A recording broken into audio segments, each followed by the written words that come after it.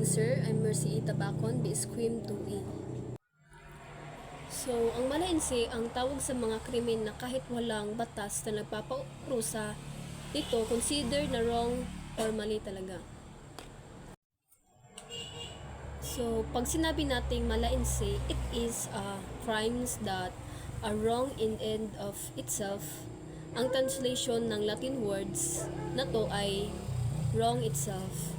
So, yun na yung ibig sabihin nun, yung crime, mali talaga. Kahit sinong magsasabi, usually yung mga crime na to ay na-offend niya yung moral ng society. Example, murder, thief, rape, o robbery. Sumula ang mali nga mga krimen. So, dito sa mala prohibita.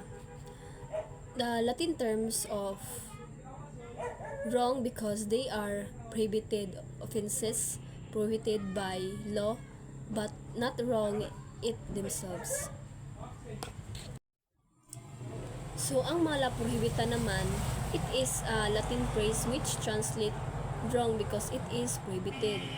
So, it means kaya lang naman naging crime yung isang act dahil may batas na pinagbabawal nito. Hindi naman siya masama.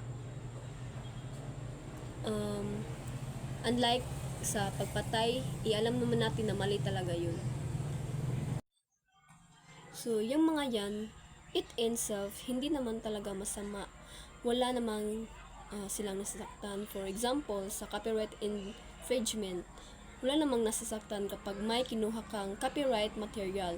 Pero, dahil may batas nga nagbabawal, dahil lamang unfair yun sa author. Dahil lamang kaya consider as a prohibited crime. Like example, sa pag-illegal na gambling, illegal drugs, or no smoking, ug iba pa. So, again, pag sinabing malainsi, ito ay crime na mali. Kahit anong mangyari, mali talaga. And then, ang mala prohibita crimes, yun nga naging mali lang sa paningin ng society dahil merong batas na nagsasabi na mali ito at nagsasabing crime ito. Thank you.